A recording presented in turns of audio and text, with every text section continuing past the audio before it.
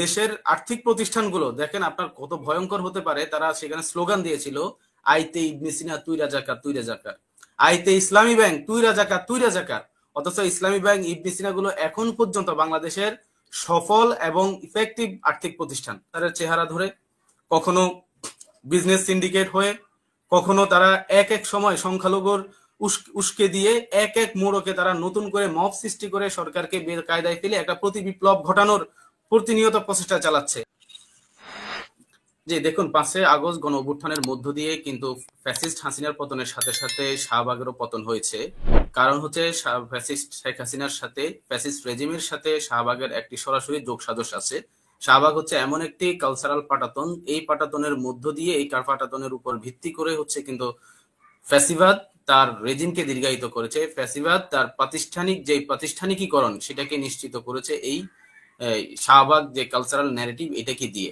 দেখুন গত 15 বছর এই শাহবাগের ন্যারেটিভের কারণেই কিন্তু ভিন্ন মতাবলম্বী মানুষকে হোমোসাকার বানানো হয়েছে। তাদেরকে মারা, তাদেরকে মামলা দেয়া, তাদেরকে গুম করা, ক্রস ফায়ারে দেওয়া এবং তাদের ন্যূনতম মানবাধিকার মৌলিক অধিকারও হরণ করা হয়েছে এই শাহবাগ দিয়ে।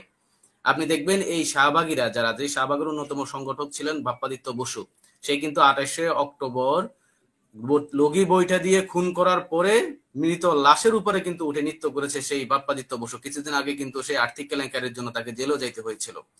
সেই গণজাগরণ মঞ্চের অন্যতম সংগঠক মেঘ মোল্লার বসু, যে ছাত্র ইউনিয়নের বর্তমান ঢাকা বিশ্ববিদ্যালয় শাখার সভাপতি, সেও কিন্তু 2013 সালে একাধিক ফেসবুকে ওপেনলি পোস্ট করেছিল যে শাপলা চত্বর গণহত্যার মধ্য দিয়ে শাপলা চত্বর জঞ্জাল মুক্ত হয়েছে, দেশ জঞ্জাল মুক্ত হয়েছে।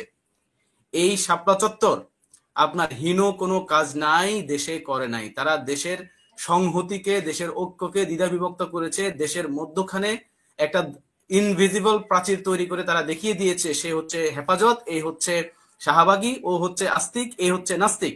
এইভাবে ফ্রেমিং করে পুরো দেশের ঐক্যকে ধ্বংস করে ভারতের একটা রয়ের প্রেসক্রিপশনে একটা আধিপত্যবাদ এখানে প্রতিষ্ঠা করেছে। আপনি দেখেন এই ব্লাড থার্স্টি জেনোসাইডাল সাইকোপ্যাথরা এমন প্রত্যেকটা দেশের আর্থিক প্রতিষ্ঠানগুলো দেখেন আপনার কত ভয়ঙ্কর হতে পারে। তারা সেখানে স্লোগান দিয়েছিল, আইতে ইবনে সিনা তুই রাজাকার তুই রাজাকার, আইতে ইসলামী ব্যাংক তুই রাজাকার তুই রাজাকার। অথচ ইসলামী ব্যাংক ইবনে সিনা গুলো এখন পর্যন্ত বাংলাদেশের সফল এবং ইফেক্টিভ আর্থিক প্রতিষ্ঠান, যেগুলো বাংলাদেশের মন্দার সময়ও এবং স্বৈরাচারের কবল থেকে, যখন স্বৈরাচার এই প্রতিষ্ঠানগুলোকে বিতর্কিত করার জন্য চাঁদাবাজি এমন কোনো কাজ নেই, এই প্রতিষ্ঠানগুলোতে লুটপাট ভাঙচুর করে নাই, সেই মুহূর্তেও কিন্তু ইসলামী ব্যাংক ইবনে সিনা কিন্তু তাদের রেভিনিউ ধারাবাহিক ভাবে রেখেছে। তাদের কর্পোরেট সোশ্যাল রেসপন্সিবিলিটির জায়গা থেকে জনসচেতনতামূলক কাজগুলো কিন্তু তারা সচল রেখেছে। এমন প্রতিষ্ঠানগুলোকেও তারা ট্র্যাকিং ফ্রেমিং করেছে। এটা তারা করে নাই, তাদেরকে দিয়ে আমাদের পার্শ্ববর্তী রাষ্ট্র যারা 1971 পরবর্তী সময়ে চেয়েছে এই বাংলাদেশকে একটা করদ, একটা অঙ্গরাজ্যে পরিণত করার জন্য কালচারাল হিজিমনি দিয়ে এই অঞ্চলের মানুষগুলোকে সবসময় তারা ডোমিনেট করে তাদের অধীনস্থ রাখতে চায়। এই ফ্যাসিস্ট রাষ্ট্র তাদেরকে দিয়ে বাংলাদেশে একটা কালচারাল একটা হিজিমনি আছে, একটা প্রজেক্ট বাস্তবায়ন করেছে গত 15 বছরে, এবং এদেরকে দিয়ে ফ্যাসিবাদ তার রেজিমকে দীর্ঘায়িত করেছে। আইনাগর বলেন, বিচার বহির্ভূত হত্যাকাণ্ড বলেন, গুম খুন ক্রস ফায়ার বলেন এবং সাংবিধানিক স্বৈরতন্ত্র বলেন, প্রত্যেকটা বিষয়ের পিছনে এই শাহবাগের ইন্ধন রয়েছে। এবং এই শাহবাগ আরবান মিডল ক্লাসকে উস্কে দিয়ে এগুলো করেছে।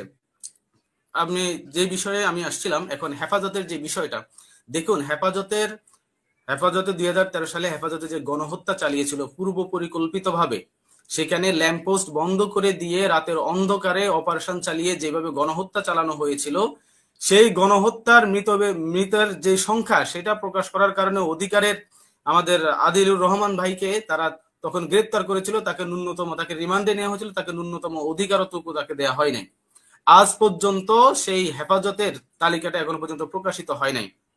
সেই শাহবাগীরা কিন্তু সেই গণহত্যার প্রকাশ্যে ইন্ধন দিয়েছে এবং এটার নেতৃত্ব তারা দিয়েছে, এবং সেইগুলোর তৎকালীন ফেসবুক পোস্ট, ব্লগের লেখাগুলো কিন্তু এখনো বহাল তবিয়তে আছে। সুতরাং এই শাহবাগীরা নতুন কোনো মোড়কে 5 অভ্যুত্থান পরবর্তী সময়ে কলকাতা থেকে, কিছুদিন আগে স্পেন থেকেও বেনজির কিন্তু উস্কানি দিয়েছে, পুলিশের কর্মকর্তাদের সাথে গোপনে মিটিং করেছে, এবং কলকাতার সঞ্জীব গার্ডেন থেকে তারা কিন্তু কখনো আনসারের চেহারা ধরে, কখনো বিজনেস সিন্ডিকেট হয়ে, কখনো তারা এক এক সময় সংখ্যালঘুর উস্কে দিয়ে এক এক মোড়কে তারা নতুন করে মব সৃষ্টি করে সরকারকে বেকায়দায় ফেলে একটা প্রতি বিপ্লব ঘটানোর প্রতিনিয়ত প্রচেষ্টা চালাচ্ছে। এবং কি গত 15 বছরে দেশ থেকে লক্ষ লক্ষ কোটি টাকা যে পাচার করা হয়েছে, এই পাচারকৃত অর্থকে তারা এই মবের পিছনে খরচ করছে, দেশটাকে একটা উচ্ছৃঙ্খল এবং সরকারকে বেকায়দায় ফেলে একটা ব্যর্থ রাষ্ট্র করার জন্য তারা প্রতিনিয়ত ষড়যন্ত্র করে যাচ্ছে। এখন এই পতিত স্বৈরাচার্যের যে দোসর, যারা এই কালচারাল ফ্যাসিজমকে দীর্ঘায়িত করার জন্য পিছনের ফুয়েল হিসেবে, রসদ হিসেবে কাজ করেছিল, সেই শাহবাগের সেই প্রেতাত্মা এদেরকে পিছন থেকে আর্থিকভাবে প্রণোদনা দিয়ে, আর্থিকভাবে সাপোর্ট দিয়ে, তাদের পিছনে একটা বড় বাজেট দিয়ে তাদেরকে আবার এখানে সক্রিয় করে বিভিন্ন আরবান মিডল ক্লাসকে উস্কে দিয়ে নতুন করে আর একটা শাহবাগ সৃষ্টির মধ্য দিয়ে পতিত ফ্যাসিস্টকে পুনর্বাসন করার যে অপতৎপরতা, এটা কিন্তু জনগণের কাছে এখন স্পষ্ট হয়ে গেছে।